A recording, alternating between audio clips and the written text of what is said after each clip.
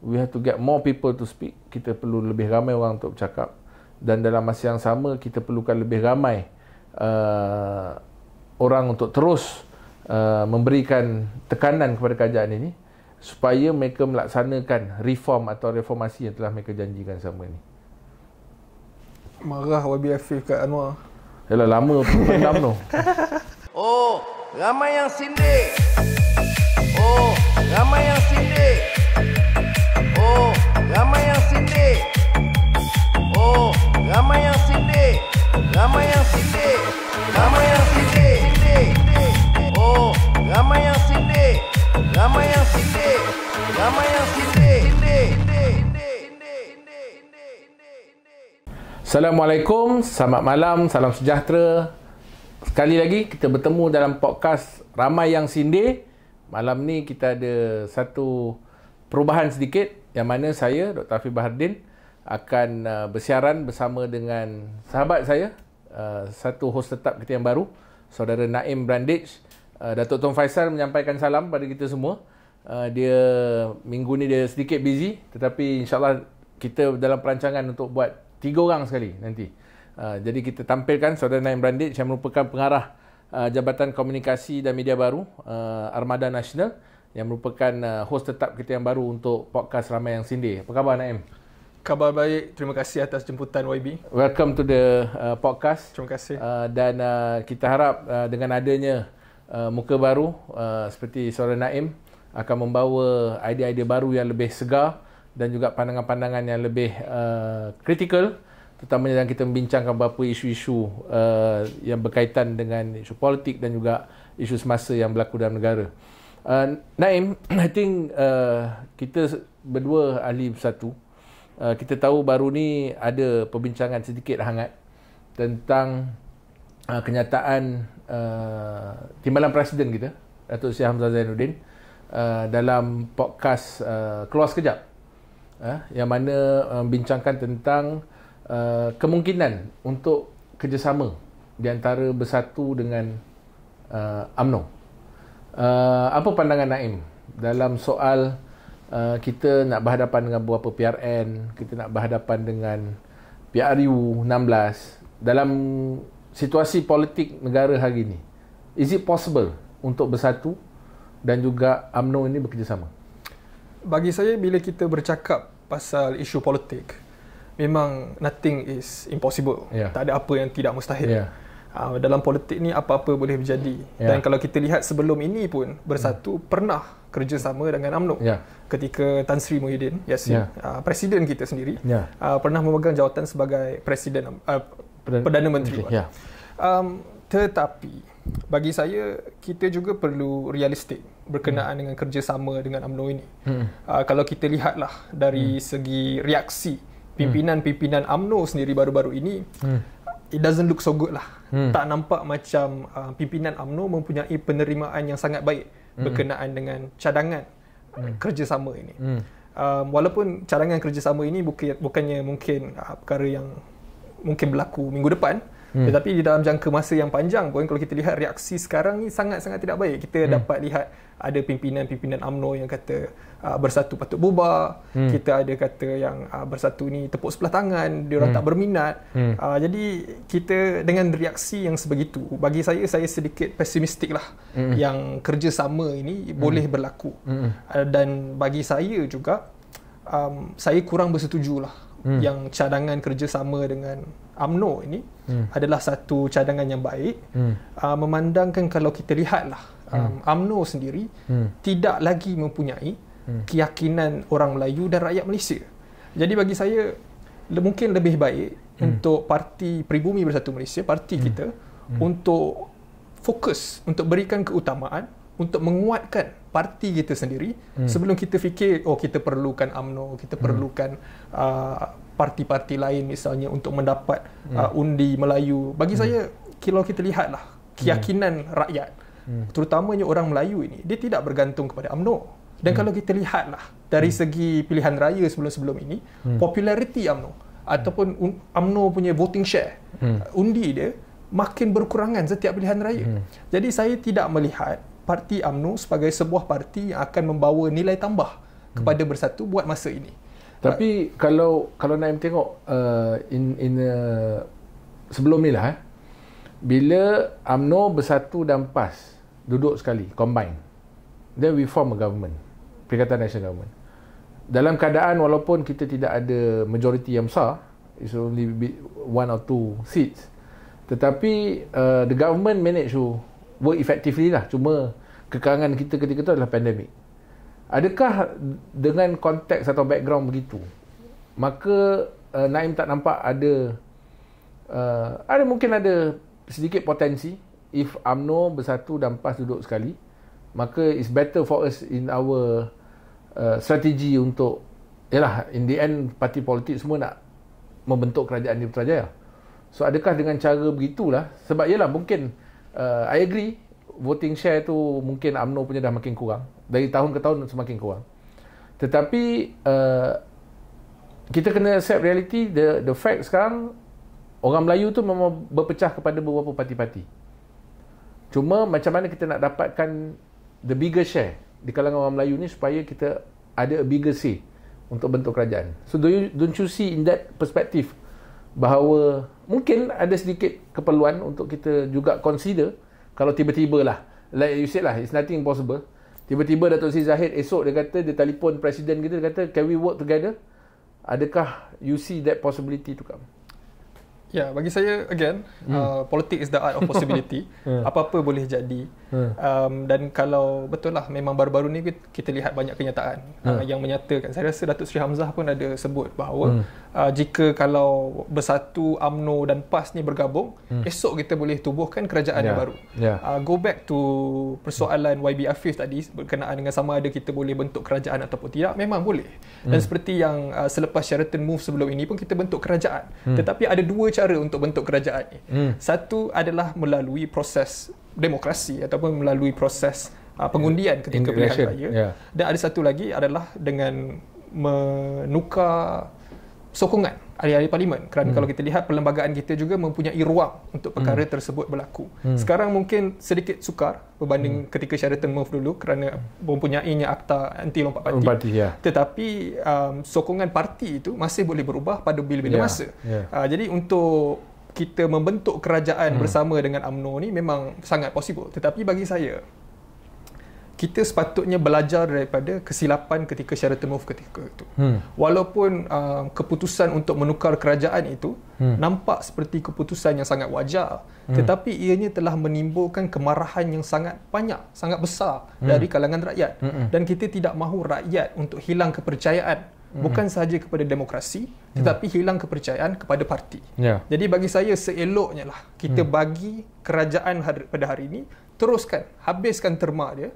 Selepas itu, kalau kita nak form coalition, kita form ketika pilihan raya. Jadi kalau ketika atau selepas pilihan raya? Tengok result. Bergantung. Mungkin boleh berlaku electoral pact, di mana walaupun Bersatu dan UMNO tidak bergabung, tetapi kita tidak bertindih kerusi. Kalau electoral pact macam itulah, ataupun selepas, di mana kita lihat di mana apakah parti-parti yang mempunyai jumlah kerusi yang mencukupi untuk kita membentuk majoriti seperti normal di mana-mana negara sekalipun, ataupun apa-apa cara sekalipun. Tetapi ianya perlu berlaku selepas pilihan raya yang akan datang nanti. Walaupun saya percaya sebagai constitutionalist, saya percaya bahawa kalau perlembagaan membagi kita ruang untuk membuat sesuatu perkara tersebut, kita sepatutnya boleh buat. Tetapi itulah, kita patut belajar daripada kesilapan sebelum ini. Kita perlu faham bahawa rakyat kita masih belum bersedia dengan politik seperti itu. Mereka akan rasa bahawa hak mereka untuk mengundi, hak mereka untuk memilih kerajaan itu telah dicabut. Kalau kita, tapi sekarang ni both side dah buat. I mean, satu you mention langkah Sheraton. Tetapi untuk dalam baru ni nak bentuk kerajaan tu ada langkah Pan Pacific. Yang mana pun berlaku benda yang sama. The people doesn't vote for those coalition, tetapi akhirnya it become a electoral pact after election yang menyebabkan terbentuknya yang dipanggil kerajaan perpaduan hari ni lah. So sebenarnya saya tak tahu lah, ke depan mungkin rakyat pun dah nampak lah sebenarnya there's no certainty, especially selepas kejatuhan Barisan Nasional 2018. Maknanya kita tak ada formula yang macam Barisan Nasional tu, because we are used to it for 61 years. Kita diperintah di bawah Barisan Nasional, kita dah used to the idea there's only one coalition. It's either you are A or you are B. Either you are the pro-government atau you pro-opposition. But 2022, dia ada 3 coalition tanding. Dan BN was the biggest loser lah di antara tu. So they became the kingmaker lah. Nak tak nak kita kena admit, they became the kingmaker yang membolehkan PH membentuk kerajaan. Sebelum tu mereka membantu kita ketika Sheraton move, mereka membentuk kerajaan. So akhirnya BN ni tetap jadi kerajaan lah. So kalau lepas ni pun, do you see that if we don't talk now, I mean tadi you mention, interesting you mention that kalau bersatu dengan UMNO boleh do electoral pact, mana tak bertindih kursi. You think it's possible? Sebab adakah dalam keadaan kita sebenarnya parti yang almost sama, ideologically kita lebih advance lah, kita lebih progresif pada UMNO, tetapi vote base kita almost sama. Mana kita looking for Malay base, Bumiputera, kursi-kursi yang DAP tak tanding. Kursi yang kita tanding adalah kursi yang memang UMNO tanding. Kalau dalam PH sama ada Amanah atau PKR yang tanding. So adakah you nampak possible untuk electoral pact untuk kita parti yang fighting for the same seat? Because in the end parti mesti nak kursi dia paling banyak daripada parti lain in order for them to bargain. So sebab tu saya tanya Naim, do you see is the possibility of a electoral pact between Bersatu dengan UMNO ni even before election? Bagi saya sangat sukar lah. Mungkin tak mustahil, tapi sebenarnya sangat sukar untuk electoral pact ni. Kerana kalau kita bagi UMNO kerusi tu, ataupun UMNO bagi kita kerusi yang lainnya, both of us is gonna feel macam sebenarnya kalau aku bertanding aku boleh menang. Yes. Dan kita ada voting share yang sama. Jadi bagi saya, kalau parti yang mempunyai audience yang sama, dia sebenarnya sangat suka untuk gel. Kerana kita bertentangan. Sama seperti MCA, Gerakan dan DAP. Sangat suka untuk mereka bekerja sama macam sekarang lah kalau kita lihat. Di antara MCA dan DAP berlaku banyak perdebatan. Kerana mereka mempunyai voting share ataupun demographic audience yang sama. Pengundi They aim yang sama. for the same seat. They aim for the same seat. Jadi untuk UMNO dan Bersatu ni, nak ataupun tidak, melainkan kita form electoral pact ni, kita terpaksa akan bertindih, kita terpaksa akan berlawanan. Dan bagi saya sebenarnya ini adalah satu perkara yang positif. Walaupun mungkin kita boleh argue, mungkin akan ada hujah-hujah di mana kita tak nak Melayu berpecah. Kita tak nak vote Melayu ni berpecah, maksudnya kuasa politik Melayu tu akan mengurang dan dia akan menyebabkan perkara-perkara yang merugikan orang Melayu itu sendiri. Tetapi kalau kita lihatlah, memang kemungkinan Melayu ni, undi Melayu ni akan berpecah. Dia telah berpecah dan kemungkinan selepas ini pun akan berpecah. Tidak bermakna bahawa kita hanya perlu ada satu parti politik Melayu yang dominan sahaja. Jadi bagi saya demokrasi ini adalah pentas perlawanan idea. Dan Bersatu seperti YB Hafiz sebut tadi, kita mempunyai perjuangan dan ideologi yang sedikit lebih progresif daripada UMNO. Dan saya pasti itu sebenarnya adalah resepi yang lebih mudah untuk diterima oleh rakyat. Jadi kita mempunyai voting share yang sama, tetapi itu tidak bermakna perpecahan itu akan sama je selamanya. Maksudnya bagi saya, seperti saya kata tadi, Bersatu perlu bekerja dengan lebih keras, tumpukan kepada penguatan parti untuk kita dapat tarik voting share daripada UMNO tersebut untuk pergi ke Bersatu. Jadi bagi saya itu sepatutnya jadi strategi kita. Kerana kalau kita, maksudnya macam tu lebih baik kita sokong UMNO untuk terus berada dengan DAP lah. Bagi saya itu sebenarnya adalah strategi yang paling terbaik. Kerana kalau kita lihatlah, ada yang kata umdap, tapi saya jarang sekali guna terma tersebut. Tetapi gabungan di antara UMNO dengan DAP sebenarnya menjejaskan voting share kedua-duanya. Kerana DAP, pengundi DAP akan melihat bahawa mereka telah menggadai prinsip DAP dengan bekerja sama dengan UMNO. Berpuluh-puluh tahun mereka kata UMNO ni adalah punca segala masalah di dalam negara kita. Betul. Tiba-tiba sekarang mereka bersama. Dan sama seperti UMNO. Sebelum ni UMNO menggunakan DAP sebagai boogeyman, menyatakan bahawa DAP kalau mereka pegang kerajaan, habislah hak-hak orang Melayu hancur. Tetapi sekarang bersama. Sekarang mesyuarat kabinet bersama-sama, duduk sebelah-sebelahan. Jadi ini akan menyebabkan kekurangan keyakinan ataupun trust deficit dari kalangan pengundi DAP dan juga pengundi UMNO, which Bersatu should be capitalizing on. Sekarang ni kita mempunyai di dalam posisi yang sangat terbaik sekali untuk menang voting share blok UMNO ni, tetapi sebaliknya kita menggunakan naratif di mana perjuangan kita dan UMNO ini sama. Kalau perjuangan yang sama, kenapa perlu ada dua parti? Kita patutnya, kalau kita sama ideologi, Melayu tidak patut berpecah, kita patut bersama. Tidak boleh. Bagi saya itu bukan caranya. Atau mungkin itu konteks ni dalam keadaan nak menunjukkan bahawa mungkinlah saya cuba menggali apa yang Timbalan Presiden kita nak sampaikan adalah kita tak ada perbezaan dari segi ideologi, maka ahli-ahli UMNO nak cross, macam you cakap lah, kita nak the voting share, itu lebih baik, lebih mudah lah transitionnya. Macam dulu contoh, kalau saya ajak kawan-kawan saya daripada UMNO masuk PKR, to them is a different ideological lagi, different ideology totally, which dia orang rasa tak boleh nak accept. If it's from a Bumiputra Party kepada Multiracial Party, mereka langsung tak boleh terima. Tetapi mungkin sekarang ni, mungkin itu juga satu yang macam kita sebut tadi, you mention, strategi adalah sebab akhirnya kita nak undi seramai mungkin daripada rakyat, termasuklah daripada ahli UMNO, untuk menyokong Perikatan Nasional dalam pilihan raya akan datang. Mungkin itu adalah satu invitation, open invitation secara ni kepada majoriti ahli UMNO yang sekarang ni memang tengah marah pun. Sebahagian besarnya marah, bukan hanya marah tentang kedudukan UMNO, tetapi marah tentang performance kerajaan Madani pada hari ini dalam tackling isu rakyat dan sebagainya. So do you see dengan strategi yang kita ambil ini, we will be able untuk bawa lebih ramai pengundi-pengundi UMNO yang masih bersisa yang tinggal untuk crossover kepada Perikatan Nasional? Bagi saya betul, bersatu kita punya ideologi membabitkan Melayu itu sama dengan UMNO. Oleh itu kemungkinan besar ahli-ahli ataupun pimpinan bawahan UMNO untuk sertai bersatu lebih mudah daripada PKR, itu memang sudah pasti. Tetapi bagi saya strategi yang diambil perlulah tepat. Kerana kalau kita mulakan dengan bercakap bahawa ideologi UMNO dengan bersatu ini sama, kita menyamakan kedua-duanya. Kita perlu tunjukkan kita punya unique differentiator. Kenapa mereka patut sertai bersatu dan kenapa mereka patut tinggalkan UMNO.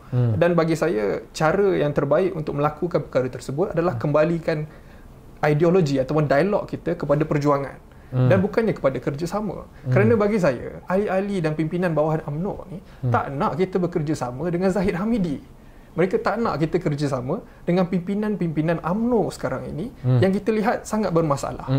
Dan bagi saya, kalau kita kerjasama dengan UMNO sebagai sebuah parti, UMNO sebagai sebuah perjuangan, UMNO sebagai sebuah ideologi, itu kemungkinan. Tetapi UMNO sebagai di mana dia sekarang bersama dengan DAP di dalam struktur organisasi pimpinan yang sama, bagi saya itu tidak patut dilakukan. Tak patut dilakukan.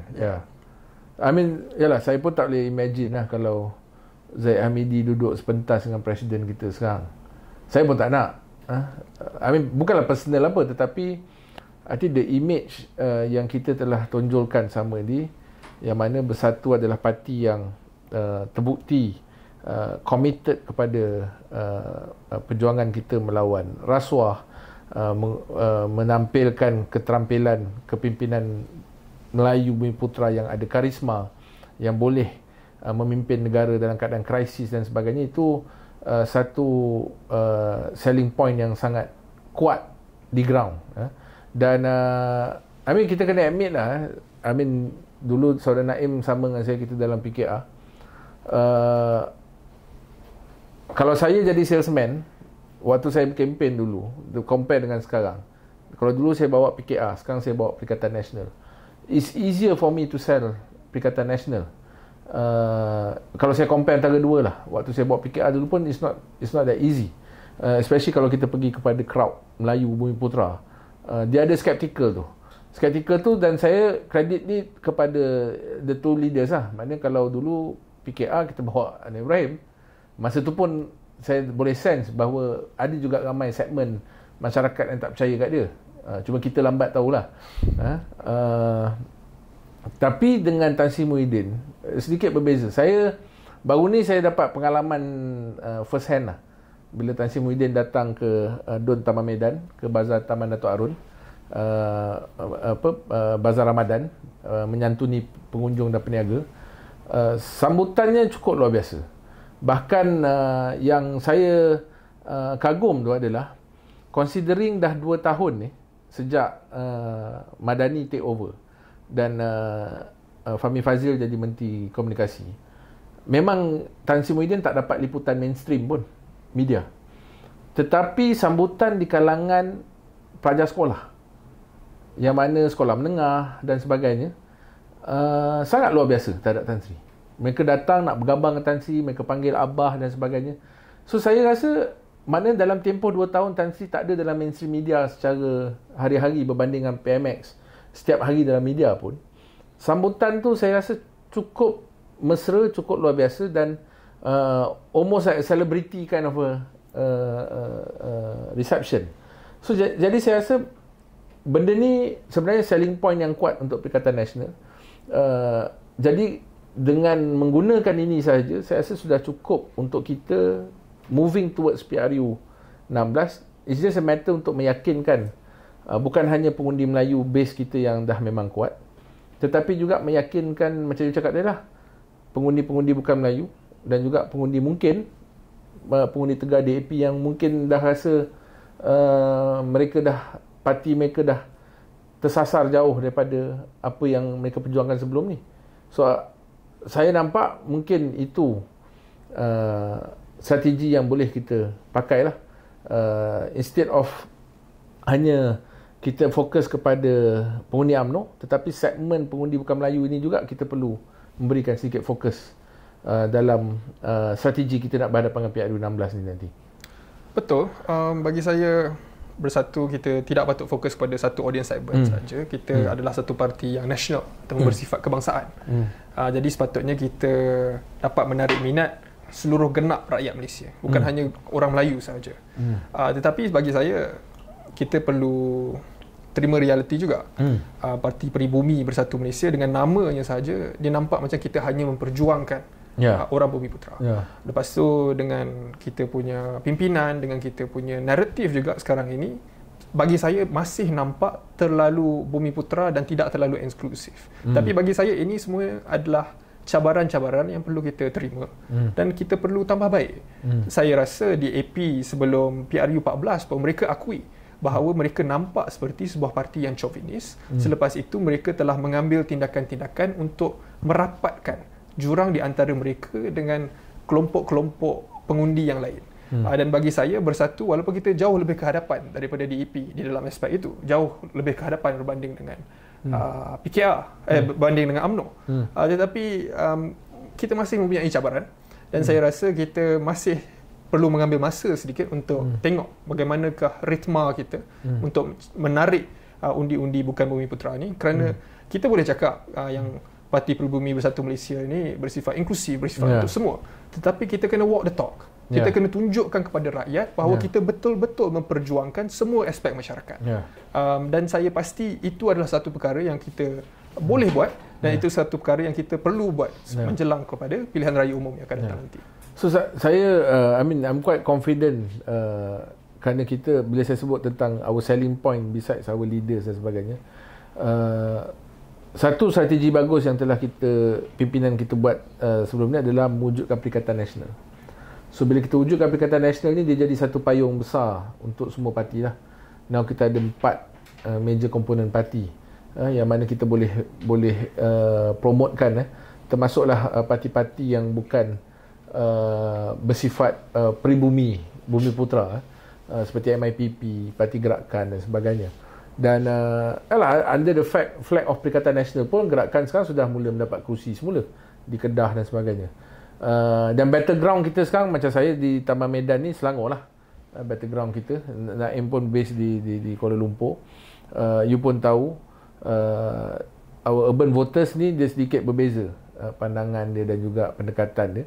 Dan saya nampak mungkin sudah tiba masa lah untuk pimpinan kita lebih terbuka untuk engage dan dialog dengan lebih ramai segmen dalam masyarakat kita, terutamanya di kawasan urban, dengan menganjurkan lebih banyak town hall dan sebagainya. Kerana ini antara strategi yang saya tengok DAP pakailah sebelum ni. Even waktu PKR dulu pun guna strategi yang sama. Mana pemimpin-pemimpin, ahli parlimen dan sebagainya, adun-adun, diberikan platform dan ruang untuk mereka ni engage dengan golongan profesional muda, dengan golongan daripada pengundi-pengundi bandar dan sebagainya. Dan saya rasa itu antara perkara yang kita boleh mulakan lah sebagai parti. Dan saya lihat sekarang ni nampaknya pada dalam kita nak berdepan dengan PRU ni, yang lebih penting adalah how we strengthen our party. Bagaimana kita memperkuatkan parti kita supaya kita have a better bargaining power, tetap within Perikatan Nasional dan juga kepada siapa saja yang nak buat electoral pact dengan kita nantilah. Dan saya rasa itu mungkin akan memberi kita advantage yang lebih besar dalam PRU yang akan datang. Kerana ultimate-nya adalah matlamat akhirnya adalah kita nak menjatuhkan Anwar Ibrahim dan juga kerajaan campuran ini supaya kita dapat membentuk kerajaan semula dalam PRU yang akan datang. Setuju atau tak setuju? Betul. Macam tak berapa yakin. Tak, bagi saya frasa tu lah. Bagi saya lah, kita perjuangan di dalam bersatu ni bukan semata-mata untuk jatuhkan Datuk Seri Anwar Ibrahim. Itu mungkin adalah bukan objektif utama. Objektif utama adalah membantu rakyat. Dan cara untuk kita membantu rakyat adalah dengan menjatuhkan Anwar Ibrahim. Jadi bagi saya itu utama sedikit, lah. itu sedikit berbeza. Jadi objektif utama. Tetapi kembali kepada apa yang YB Afif sebut tadi. Bagi saya kena emphasize balik. Saya perlu utamakan balik, khususkan bahawa kita perlu bersifat inklusif, kita perlu bersifat nasional, kita sebuah parti yang masa, kita perlu buat town hall, kita perlu engage bukan Bumiputera juga seperti di kawasan bandar. Tetapi bagi saya satu segmen yang kita fikir our base, tetapi kita also not doing enough is golongan Bumiputera juga. Kerana kita perlu lihat bahawa golongan Bumiputera ni sekarang ni di bawah kerajaan perpaduan pun nasib mereka tak terjaga. Kalau kita lihat daripada segi kemiskinan, Bumiputera masih ketinggalan. Dari segi penduduk di Kampung Baru, Kampung Sungai Baru dan hasilnya, mereka masih tertindas. Kalau kita lihat dari segi pendidikan, dari segi ekonomi, dari segi saham, Bumiputera masih tertindas. Dan bagi saya ini masanya untuk Parti Perubumi Bersatu Malaysia tunjukkan kepada rakyat bagaimana kita boleh mengenengahkan polisi-polisi yang membantu Bumiputera, tetapi at the same time kita bukannya suatu parti yang anti bukan Bumiputera. Kita bukan chauvinis dari segi Melayunya, kita bukan right wing. Di mana kita buat pastikan bahawa kita mempunyai polisi-polisi yang bersifat nasional dan berlaku adil kepada semua. Dan saya pasti kebanyakan daripada bukan Bumiputera, mereka bukannya benci dengan hak-hak Bumiputera. Tidak. Kebanyakan daripada mereka tidak.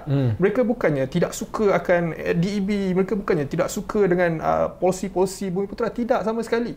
Apa yang mereka mahukan hanyalah untuk sebuah parti yang kebangsaan yang bersifat nasional. Kita menjaga seluruh rakyat Malaysia, 33 juta semua. Dan untuk menjaga 33 juta rakyat Malaysia ini, kita perlu untuk memastikan kebajikan golongan majoriti Bumiputera terjaga. Jadi itu bagi saya adalah message yang paling penting sekali. Itu adalah message nasional. Kita tidak boleh bila kita turun ke kawasan-kawasan Melayu kita sebut hak-hak Bumiputera. Bila kita sebut pergi ke kawasan-kawasan KL dan Selangor misalnya, kita sebut pasal progressivism. Kita tak boleh jadi chameleon. Kita tak boleh bertukar-tukar warna. Kita perlu kekal dengan satu pendirian, satu prinsip di mana kita bersifat massa dan bersifat kebangsaan. Kita inklusif. Tetapi kita tahu bahawa untuk menggerakkan negara kita, kita perlu menjaga kebajikan majoriti rakyat Malaysia. Dan saya pasti, bukan Bumiputera sebenarnya faham benda ni. Tetapi masalah mereka berkenaan dengan parti-parti Bumiputera yang ada sejak di masa ini, mereka terlalu agresif, mereka terlalu right wing, mereka menyinggung perasaan-perasaan bukan Bumiputera. Itu masalahnya. Dan kalau kita boleh mengelak perkara-perkara tersebut, saya pasti peluang kita untuk menang pilihan raya umum yang akan datang nanti sangat cerah. Dan kita tak perlu pun, insya-Allah, bekerjasama dengan UMNO. Okey. Ramai yang sindir. Jadi kita berhenti seketika untuk segmen ni. Kita akan sambung pada segmen selepas ini.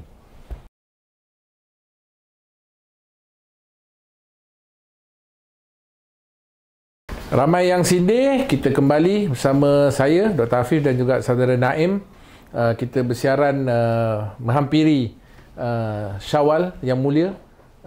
Naim, malam ni saya dah pakai baju Melayu, dah siap. Naim, baju Melayu dah siap? Alhamdulillah dah siap. Dah siap dah? Selalunya saya buat last minute. Tapi rasanya tahun ni lah first time seminggu awal dah siap. Sebab sebelum ni tak kahwin ni. Betul lah. Sekarang dah kahwin, so you prepare earlier. Kemungkinan besar you looking forward to your first Syawal with your spouse. Baik, so kita dalam sejak PMX menjadi Perdana Menteri hampir 2 tahun, antara perkara-perkara yang indeks-indeks yang kita lihat adalah tentang soal indeks kebebasan media. Any Prime Minister, any government, selalunya antara indikator yang kita lihat adalah tentang kebebasan media ketika pentadbiran itu.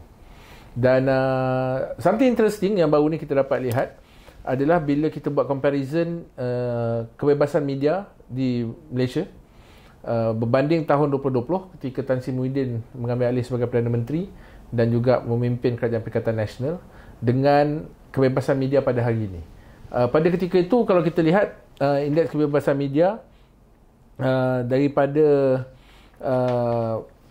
Reporters Without Borders RSF tahun 2020 menunjukkan Malaysia dari segi indeks kebebasan media tu naik ke 22 anak tangga lah. Maknanya ada improvement, ada positive outcome ketika Tan Sri Muhyiddin menjadi Perdana Menteri, dan dalam keadaan waktu Covid, dalam keadaan yang mana krisis sedang berlaku, emergency sedang berlaku, krisis kesihatan, ekonomi, politik dan sebagainya, orang semua terpaksa duduk rumah. Dan ketika itulah begitu ramai orang menggunakan social media. Saya ingat masa tu pun, if you remember, orang start tak boleh nak buat apa, so semua kat rumah. So the only source of information is either television ataupun their gadgets yang mana ketika itu flow of information tu sangat cepat dan sangat pantas.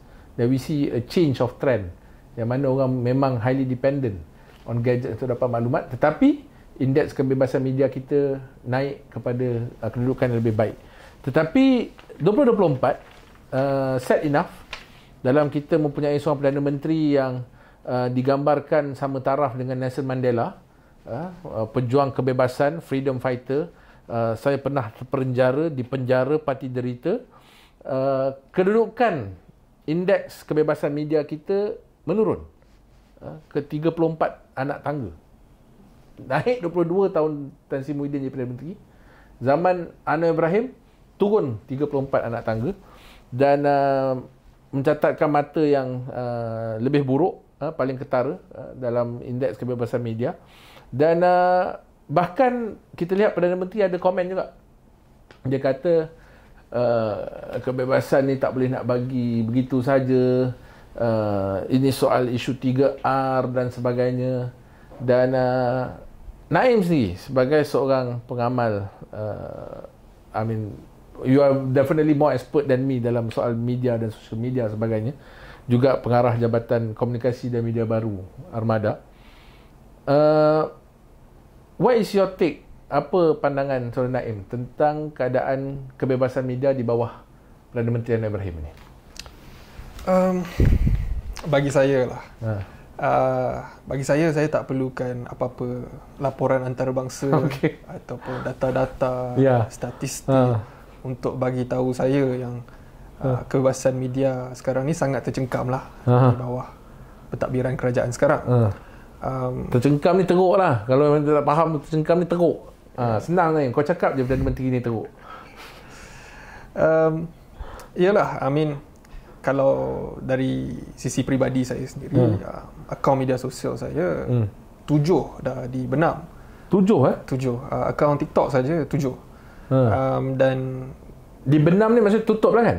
Tidak, sebenarnya dia di-block oleh SKMM. Maksudnya kalau dalam Malaysia ni dia ada apa orang panggil GPS fencing. So maksudnya kalau orang dalam Malaysia, dalam negara kita ni, kalau diorang buka TikTok, diorang search tak jumpa. Tapi sebenarnya akaun itu ada. Dan kalau pergi keluar negara, pergi ke Indonesia ke Thailand ke mana-mana negara sekalipun, akaun tu masih ada. Dan sebenarnya kalau saya log in kepada akaun tu, masih ada lagi orang like, orang komen sebenarnya, tapi orang-orang yang berada overseas. Tetapi kalau the moment diorang masuk dalam negara kita, memang diorang tak jumpa dah akaun tu. So diorang search, kalau dah ada link pun diorang takkan dapat buka. Dan ini hanya boleh dibuat oleh SKMM. Betul. Sebenarnya ramai Sebaik tak kena lagi ni. ketika saya mula-mula kena, sebenarnya ramai yang persoalkan. Ada yang kata saya sendiri yang turunkan akaun tu lah. Ada kata saya sendiri yang delete video-video tu. Lepas saya screenshot saja nak buat teruk lah kan. Lepas tu ada yang kata kau yelah, kau cakap bukan-bukan, memanglah TikTok ban kau. Lepas dia kata next time janganlah cakap benda-benda macam ni, mungkin kena suspend ke apa. Tapi sebenarnya tidak. Sebenarnya benda ini dah diakui oleh SKMM sendiri. Saya pernah menghantar surat black and white kepada SKMM meminta penjelasan. Kemudian mereka telah bagi tahu saya secara black and white daripada SKMM sendiri menyatakan bahawa saya telah melanggar Seksyen 233 Akta Komunikasi dan Multimedia, oleh itu tindakan telah diambil terhadap akaun-akaun TikTok saya. Jadi ini membuktikan memang betul mereka yang buat. Mereka sendiri dah akui.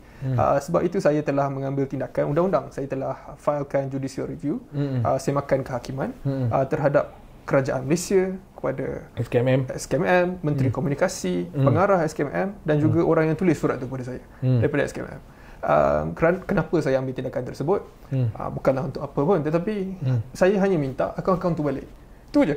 Saya punya demand, tuntutan semakan kehakiman ni. Mana yang Naim minta adalah supaya fencing tu diturunkan lah. Diturunkan. Jadi saya ambil tindakan undang-undang dan sekarang ni masih di dalam proses perbicaraan. Saya telah filekan perkara tersebut tahun lepas. Jadi benda macam ni memang kita tahulah dia akan delay, tunda mungkin 2-3 tahun daripada sekarang mungkin akan bermula. Tetapi alhamdulillah sejak saya filekan semakan kehakiman tu tiada lagi tindakan diambil terhadap. Tak ada lagi akaun yang kena GPS fencing ni. Betul. Akaun ke-8 ni dah tak ada sebarang tindakan lah. Tapi cakap masih sama. Your content masih sama. Masih kritik masih sama. Ya, dan saya sebenarnya banyak argument kepada SKMM. Pertama sekali, di dalam Seksyen 233 Akta Komunikasi dan Multimedia tak ada sebut pun yang geofencing ni. Kalau betul saya langgar Seksyen 233 Akta Komunikasi dan Multimedia, saya boleh didenda ataupun dipenjara. Tak ada kata pasal geofencing. Dan kalau betul saya kena Seksyen 233 Akta Komunikasi dan Multimedia, perlu adalah tindakan terhadap saya. Tapi kalau macam ni lah, maknanya geofencing ni dibuat dalam keadaan mereka buat secara sedar dan dibuat melalui SKMM sendiri.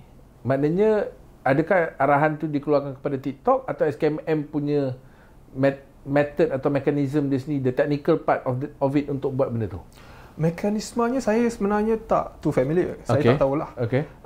Dan kemungkinan yang perlukan kerjasama dengan TikTok tu saya akui kemungkinan. Kerana kalau kita lihat, bagi saya lah secara logiknya, kalau betul SKMM nak benamkan saya di media sosial, mereka akan buat geofencing ni kepada semua media sosial platform. Bukan hanya TikTok saja, kerana saya post di TikTok, saya post di YouTube, saya post di Instagram, saya post di Facebook, so you kena TikTok saja. Saya kena TikTok saja. Mana yang meta base tak kena lagi lah.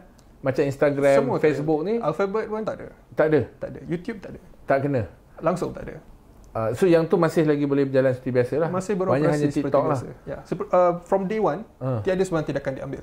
Dan konten-konten saya, walaupun orang mungkin akan tengok macam saya ambil terlalu banyak risiko ataupun saya touch isu-isu yang sensitif ataupun saya sebut 3R. Tetapi sebenarnya bagi saya lah, saya sangat careful. Saya hanya cakap data-data dan fakta-fakta yang berada di sumber awam. Saya tak pernah petik-petik hearsay, rumours, kabar angin. Kebenaran tu pahit, Naim. So jadi it's too hard for them to swallow. Mungkin sebab tu. Iyalah, tapi kalau memandangkan sumber saya tu, saya pastikan sahih. Saya pastikan fakta itu benar. Agak sukar untuk mereka ambil tindakan. Bagi saya lah. Saya cuba yang terbaik untuk stay as safe as possible. Bagi saya sebab itulah tak ada satu pun video-video saya di akaun-akaun mana-mana pun yang diturunkan. Bukan setakat akaun tu di-ban, tetapi apa-apa video sekalipun. Kerana setiap satu video tu saya dah pastikan ada meet certain requirement untuk hopefully untuk minimize probability tindakan undang-undang. To maintain your own standard, I mean it's your own social media, dan juga you pun ada you punya own ethics yang you rasa you kena comply with. So pada you benda tu tidak ada masalah lah. Dan kalau betul ada masalah, kalau betul lah saya tersilap cakap, kalau betul lah saya tersilap fakta, kalau betul lah saya menghasut misalnya, kerajaan boleh ambil tindakan undang-undang. Dan kerajaan sudah ambil tindakan undang-undang kepada ramai penggiat media sosial. Ya. Ramai kena akta hasutan, Seksyen Macam-macam 23 akta komunikasi dan multimedia, macam-macam kena. Tetapi alhamdulillah buat masa ini masih belum lagi, dan saya fikir ada kemungkinan kerana saya cuba stay as safe as possible. Dan kalau saya ulas berkenaan dengan isu-isu yang sensitif, saya sebenarnya akan run by a few lawyers dulu untuk pastikan bahawa konten-konten tersebut tidak menimbulkan sebarang perkataan, tidak menimbulkan sebarang tindakan yang boleh dikenakan tindakan undang-undang terhadap saya. Jadi I try to be very very careful. Sebab itu bila dapat surat daripada SKMM kata saya langgar Seksyen 23 Akta Komunikasi dan Multimedia, saya kena tanya balik. Dalam tindakan yang diambil terhadap oleh agensi kerajaan, you perlu nyatakan sebab.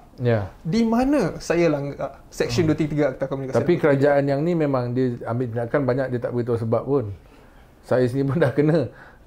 Mereka tak beritahu sebab pun. Saya tak mau deliberate lah apa isu saya kena. Tapi I receive a letter, tindakan dikenakan dan tak diberitahu sebab. Dalam surat dia tak sebut. SKMM? Not SKMM. Yang tu memang polis lah. Polis lah. So saya tak mau deliberate on that lah. Yang tu saya personal dengan PMX, tak apa. Cuma maknanya dalam keadaan sekarang ni, bila dalam 7 account tu memang 7 ni is the same method lah yang you kena. Memang. Maknanya ada possibility kerajaan madani pada hari ni nak berdepan dengan dia hadapi cabaran, terutamanya dalam ruang TikTok tu memang dia hadapi cabaran yang besar lah. Pula lagi bila Perikatan Nasional menguasai sebahagian share of voice dalam TikTok ni sangat besar. Bahkan kita credited our winning before this pun kepada pengaruh kita di TikTok kan. So do you think there's a possibility whoever yang boleh sign surat tu untuk create the same method yang kena kepada Naim untuk dikenakan kepada akaun-akaun TikTok terutamanya yang dikuasai atau di manage atau di admin oleh penyokong dan juga aktivis Perikatan Nasional? Ramai. Ramai. Sebenarnya method yang sama banyak dikenakan kepada mereka yang kritikal terhadap kerajaan, dan ramai daripada penggiat-penggiat media sosial ini saya kenal secara personal, dan banyak daripada diorang dah sebenarnya lebih akaun. Misalnya saya dengar YB viral dah 13 ke dah 14 ke, saya dengar macam-macam lah, ramai-ramai orang yang kena, dan ada yang saya tak pasti ada yang ambil tindakan ke tidak. Tetapi kebanyakan daripada mereka tidak ambil tindakan undang-undang lah. Jadi saya memilih untuk mengambil tindakan undang-undang supaya saya boleh reverse this action. Dan bila this action is reversed, dah buat judicial review, diorang tak boleh buat benda yang sama kepada penggiat-penggiat media sosial lain. Jadi itu apa yang kita perlukan. Kerana kalau sekarang ni kerajaan terus buat je, tak ada siapa saman diorang balik, tak ada siapa buat filekan kehakiman, maksudnya sampai pilihan raya umum akan datang nanti, you never know. Seminggu, 2 minggu, 2 bulan sebelum pilihan raya umum yang akan datang nanti, semua kawan-kawan yang hilang. Bukan setakat pengkritik je, mungkin ahli-ahli politik sendiri. Saya risau orang ni. Saya pun risau juga. Dan kalau kita lihatlah negara seperti Albania misalnya, ni jauh sikit lah daripada Malaysia, tetapi mereka tahun ni mereka akan ada pilihan raya umum, dan tahun ni kerajaan telah ban TikTok, terus ban TikTok tu sendiri. Jadi ada kemungkinan benda-benda macam ni boleh berlaku di Malaysia. Ini termasuk yang akta baru ni yang di parlimen, yang untuk lesenkan media yang ada nak dibawa, apa kita panggil akta tu? Yelah, tetapi pelesenan media sosial. Pelesenan media sosial. Kalau kita lihat akta-akta seperti itu, bagi saya memang amat mencengkam lah kebebasan bersuara. Ada beberapa peruntukan yang membahayakan. Mereka boleh masuk ke dalam HQ ataupun office media sosial ini tanpa warrant yang lengkap pun. Mereka boleh seize asset, boleh seize data daripada platform-platform media sosial ni. Jadi bagi saya, ini bukan sahaja mengancam kepada kebebasan bersuara kita, tetapi juga kemungkinan kepada data privasi kita. Jadi ini satu perkara yang memang itulah mereka kerajaan, mereka boleh buat, dan mereka menggunakan peluang ini untuk memastikan bahawa naratif mereka lebih dominan daripada parti-parti yang lain di dalam media sosial. Akta tu di bawah Akta Komunikasi dan Multimedia 1998, Akta 588, yang mana lesen kelas pemberian perkhidmatan aplikasi. Yang ni yang dikuatkuasakan baru ni lah, since 1 January 2025. So ini juga mungkin akan menjadi tools lah kepada kerajaan madani pada hari ni macam Saudara Naim sebut tadi, yang mana mereka akan gunakan untuk membungkam dan juga menyekat suara kebebasan di social media dan sebagainya. Kita berbalik kepada indeks rating yang kita sebut tadi. Saya suka bila Naim sebut tak payah guna indeks luar pun memang teruk lah. Sebab you sendiri dah experience benda ni. Adakah ini satu bentuk kalau dulu, masa dulu bila zaman reformasi dan sebagainya, antara benda besar yang dibincangkan adalah soal kebebasan media. Benda besar yang dibincangkan kalau dalam ceramah Anwar Ibrahim tu, kat mana-mana pun dia pergi, TV3 mesti kena kutuk, dan juga RTM mesti kena kutuk. Tapi yang paling kuat kena kutuk TV3 lah masa tu. Saya ingat lagi kalau saya dengar kaset-kaset ceramah, tengok CD ceramah apa semua, TV3 antara media yang selalu targeted. Now kita lihat Anwar is repeating the same thing. Maknanya sebagai Perdana Menteri, dulu dia salahkan Tun Mahathir lah. Masa Tun Mahathir Perdana Menteri mencengkam media, membungkam media dan sebagainya, agenda memperbodohkan rakyat. Adakah Anwar buat benda yang sama sekarang? Saya pasti Wabi Afif tahulah jawapan kepada masalah itu. Saya tak nak TikTok saya kena ban. Saya nak Naim punya kena ban. memang betul lah. Dan saya rasa ini bukan satu-satunya isu di mana kita lihat apa yang dia cakap lain dengan apa yang dia buat lah. Kita boleh cakap pasal petrol, pasal GST, pasal macam-macam sekalipun. Cukai dan misalnya. Dan yalah, tapi bagi saya perkara ini sebenarnya patut sangat membimbangkan kita, terutamanya di pihak pembangkang. PPBM, PAS dan parti-parti pembangkang yang lain lah. Kerana kita perlu lihat seperti media-media yang disebut oleh Wabi Afif tadi, Utusan, Media Prima, TV3 dan sebagainya, kebanyakan daripada mereka memang dikawal oleh kerajaan, sama ada secara langsung ataupun tidak langsung. Dan kita lihat kebanyakan daripada media-media yang bukan Utusan dan Media Prima ni pun, banyak daripada mereka memang align kepada government of the day. We have to admit it.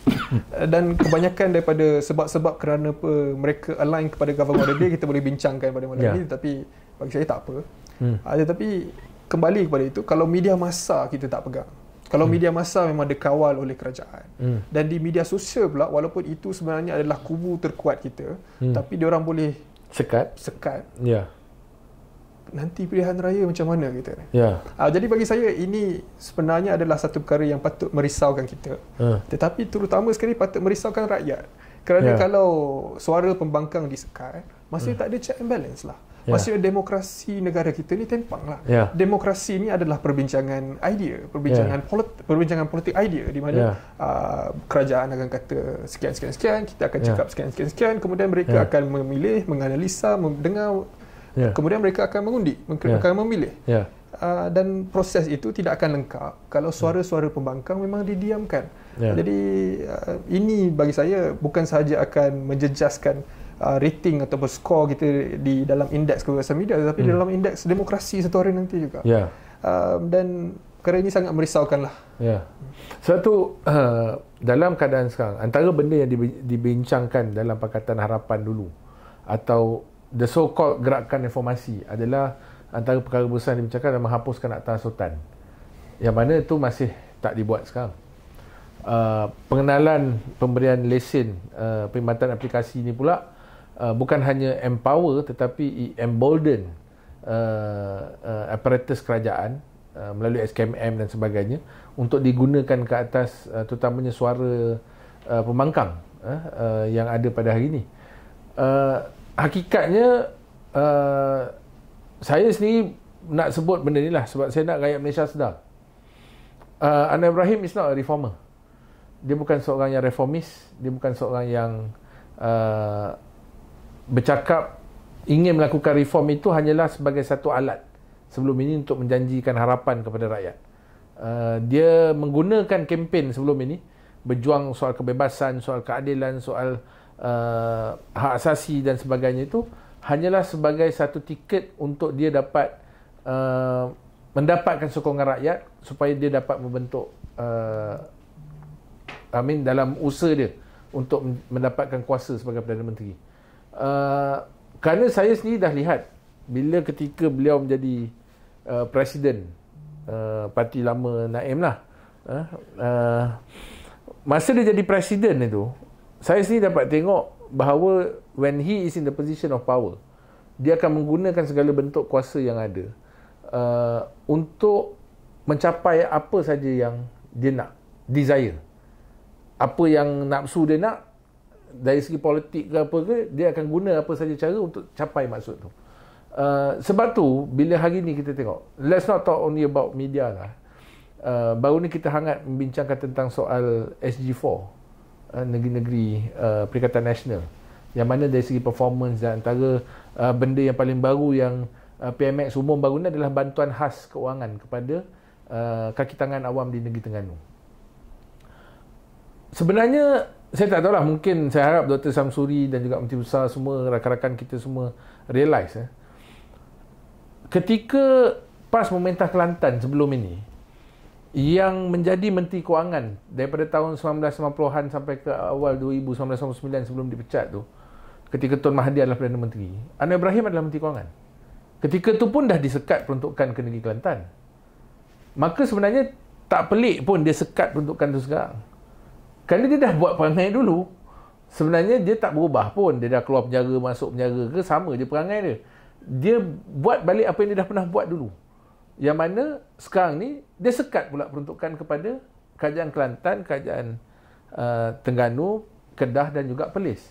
Kerana saya percaya, Anwar Ibrahim percaya bahawa dengan cara ini dia dapat mengekang kemarahan PAS dan juga Perikatan Nasional untuk bergerak ke seluruh negara. Saya rasa begitulah.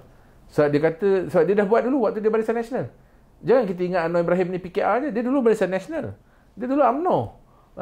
Dan dia pernah jadi Menteri Kewangan, pernah jadi Perdana Menteri, dan ketika itu dia antara orang yang paling kuat sekali kritik kepada PAS. Dan sekarang ni, sebab tu yalah, definitely kita di Perikatan Nasional memang kita, macam contoh isu peruntukan lah baru ni, saudara Syed Saddiq, beside dia terpaksa berkempen dengan bela istilah atau semua tu beside the point. Cuma bila ada orang-orang mengatakan bahawa Syed Saddiq bakal terima peruntukan, tapi saya tengok TPM, Timbalan Perdana Menteri umumkan bahawa peruntukan untuk Syed Saddiq, ahli parlimen MUA ni, kita tunggu keputusan mahkamah. Persoalan saya, masa nak lantik Zahid Hamidi sebagai Timbalan Perdana Menteri, ada tak tunggu keputusan mahkamah? Masa nak beri peruntukan kepada Zahid Hamidi sebagai ahli parlimen Bagan Datuk, ada tak tunggu keputusan mahkamah? Tak ada. Bahkan dilantik sebagai Perdana Menteri, kemudian diberi peruntukan, diberi jawatan sebagai Perdana Menteri tanpa tunggu keputusan mahkamah pun. Kenapa suddenly now goalpost berubah? Dulu kata, kena sign semua, sokong apa semua yang perbincangan dah dibuat dengan pembangkang, maka saya difahamkan Syed Saddiq dah sign. So, jadi sebenarnya the hypocrisy yang ada dalam kerajaan pada hari ini cukup luar biasa. Yang dipimpin oleh PMX ni. Bercakap soal kebebasan, bercakap soal nak memberikan kebebasan kepada rakyat, suara kepada rakyat, tetapi akhirnya mereka yang paling kuat menekan rakyat hari ini. Dan lebih-lebih pula lagi bila kita sebut certain perkara atau isu terus dilabel 3R atau pretext kononnya 3R ini adalah benda-benda yang tak boleh disentuh langsung. Itulah termasuk apa yang terkena pada Tan Sri Muhyiddin, kena atas sultan dan sebagainya, kena charge sekarang ni atas sultan, kononnya atas konon membangkitkan soal yang berkaitan dengan raja. Walhal benda yang disebut oleh Tan Sri Muhyiddin itu adalah fakta. Benda yang disebut oleh Tan Sri Muhyiddin itu adalah tentang soal proses yang berlaku pada ketika itu. Bukan soal kita terima tak terima keputusan tu. Soalnya adalah those are the historical fact, benda yang berlaku pada ketika itu. Tetapi telah digunakan dan dilabel sebagai 3R yang diberi oleh kerajaan, oleh pemerintah hari ini, dan terus digunakan atas sultan kata mereka, atas Tan Sri Muhyiddin dan juga banyak lagi lah macam saudara Naim kena dan sebagainya. Melihat kepada ini, sebab tu saya sebut banyak kali dah sebelum ni, with Anwar Ibrahim as Prime Minister, dia sedikit sebanyak kita kena akui bahawa negara ini sedang menuju ke arah sebuah bentuk negara fasis yang baru, yang mana satu personality cult cuba dibentuk, Kalau kita tengok hari-hari memang PMX punya news kena keluar. You have to, media saya difahamkan, rakan-rakan media saya beritahu mereka kena menulis dan kena cakap benda yang baik-baik saja tentang PMX. Ni di kalangan wartawan sih beritahu. Bahkan kalau tengok, I think last year bila PKR buat program apa 20 tahun reformasi ke apa, something like that. To me is as equal as Nuremberg Rally ya. Untuk nak idealize satu pemimpin, macam itulah. I mean, kalau tengok ucapannya pun, it's nothing about reform. Tidak langsung bicara soal nak beri kebebasan media, tak bicara langsung soal nak reform sistem pilihan raya, tak bicara langsung soal bagaimana nak mewujudkan kesamarataan di kalangan ahli parlimen atau policy maker. Benda-benda tu semua tak disebut dalam ucapan. Yang disebut hanyalah tentang diri dia, kononnya dia masuk penjara, bla bla bla. Dia paling derita, orang lain tak derita. So benda-benda ni saya rasa menuju ke arah apa yang saya sebut tadi, steps towards negara fasis. Sebab tu mana kawan-kawan yang mungkin ikuti podcast ni, sebenarnya boleh tengok banyak siri, yalah, to the extreme lah, saya akan sebut saja. Boleh tengok siri yang banyak cerita pasal macam mana Adolf Hitler bentuk negara Nazi di Jerman dan menggunakan parti Nazi ke arah itu untuk mencapai matlamatnya yang membawa kepada Perang Dunia Kedua. I think ada few series, Circle of Evil dan sebagainya di Netflix. Boleh tengok, boleh buat perbandingan sikit sebanyak. Saya bukanlah kata benda tu nak pergi ke arah ekstrim itu, tetapi kalau kita tak lawan atau kita tidak gunakan apa saja medium yang ada untuk memberi counter naratif kepada apa yang mereka sedang buat, saya takut ini akan menuju ke arah itu. Sebab ambil contoh Perikatan Nasional, apa kritik mereka atau apa naratif yang mereka cuba mainkan pada Perikatan Nasional adalah daripada awal sampai sekarang, bila Perikatan Nasional menang hari itu, mereka hanya menggambarkan kononnya Perikatan Nasional inilah yang resis, Perikatan Nasional inilah yang tidak inklusif dan sebagainya. Walhal that's not right. Bahkan mereka cuba menunjukkan ekstrim itu adalah bersama Perikatan Nasional. Padahal kita pun tahu Perikatan Nasional, pendekatan kita tu sangat inklusif. Bahkan Perikatan Nasional ada bukti sebagai kerajaan itu mampu untuk menjaga semua rakyat daripada pelbagai kaum. Tetapi kerana mereka tak ada argumen lain, mereka nak bawa argumen kononnya pemimpin kita rasuah, korup, terlibat dengan skandal sebagainya. It doesn't goes well with the people. Mereka tak nampak benda tu dibuat, tetapi hanya satu taktik balas dendam daripada PMX. PMX hari ni sebut sakau-sakau macam-macam lah, tapi sampai sekarang kita tak dengar lagi pendakwaan-pendakwaan yang nak dibuat. So jadi sebenarnya ini saya rasa besides indeks media dan sebagainya, kita berdepan bukan hanya dari segi ideologikal, tetapi kita berdepan dengan seorang yang menggunakan taktik yang sangat jahat untuk mencengkam atau menghalang advancement of Perikatan Nasional ini. So jadi saya merasakan tak cukup saya dan Naim saja untuk bercakap. We have to get more people to speak. Kita perlu lebih ramai orang untuk bercakap. Dan dalam masa yang sama, kita perlukan lebih ramai orang untuk terus memberikan tekanan kepada kerajaan ini supaya mereka melaksanakan reform atau reformasi yang telah mereka janjikan selama ini. Marah YB Afif kat Anwar. Yalah, lama pendam tu. Tapi betul, saya setuju dengan kebanyakan daripada apa yang YB Afif sebutkan. Menyekat kebebasan media ni adalah salah satu teknik propaganda lah, untuk memastikan bahawa tiada pandangan alternatif boleh dikemukakan. Jadi beliau sebagai seorang sosok pemimpin politik negara, dia boleh kawal semua naratif, pembangkang tak boleh cakap apa, kalau cakap akan disekat. Kemudian mereka boleh mengawal persepsi ini untuk memastikan bahawa dia ataupun parti dia sentiasa menang semua pilihan raya yang akan datang nanti. Tetapi alhamdulillah, apa yang saya lihat sekarang lah, saya lihat reaksi rakyat Malaysia. Saya rasa diorang tak terpedaya dengan semua benda ni. PMX boleh cuba, parti dia boleh cuba, coalition dia boleh cuba, tetapi saya rasa apa yang YB Afif sebut tadi, kebanyakan daripada rakyat Malaysia dah tahu dah apa yang dicakap ketika dia ketua pembangkang dahulu dengan apa yang dia buat sekarang sangat jauh berbeza sekali. Jadi keseluruhan lah manifesto Pakatan Harapan sebelum pilihan raya yang sebelum ni saya rasa dah boleh bakar dah. Memang tak ada satu benda pun. Dah lah bakar. Itu pollution. Koyak. Koyak tak apa. Koyak tak apa. Koyak masuk dalam recycle bin tak apa. Saya takut dia recycle untuk next election. Itu yang kita possible. tak nak. There's a possibility. Itu yang kita tak nak. Tetapi bagi saya lah, kita kembali sebenarnya kepada perbincangan yang sebelum ni.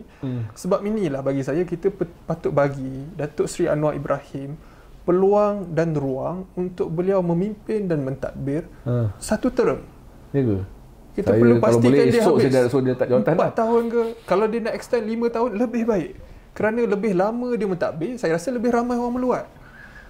Lebih ramai orang tengok. Sekarang pun orang dah meluat teruk dah Naim. Kau nak suruh dia perintah lagi. Kalau boleh, semalam patut dia letak jawatan dah. Lebih lama dia perintah, lebih besar peluang Perikatan Nasional untuk menang besar pada pilihan raya umum yang akan datang nanti. Jadi sebab itu bagi saya, Datuk Seri Anwar Ibrahim nak letak billboard, nak letak muka dia dekat semua billboard seluruh negara. Bagi saya teruskan. Dia dah buat dah pun. Betul. Dia dah buat dah pun. Nak lebih tak apa, pacak lagi. Kalau dia nak take over Buletin Utama tu tak payah. Cerita pasal dia je satu hari. Teruskan. Filem pun dah ada. Filem dah ada, betul. Story. Aduh.